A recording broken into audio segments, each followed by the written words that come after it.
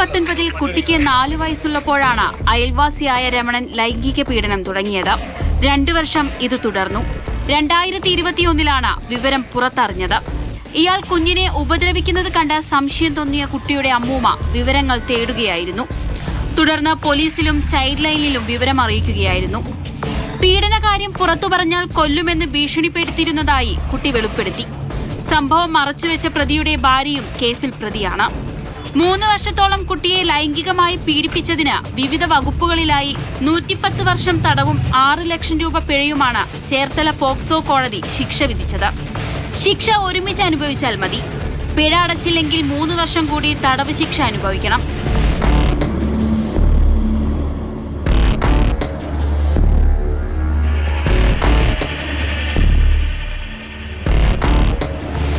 Mathrubhumi news, Alappuzha.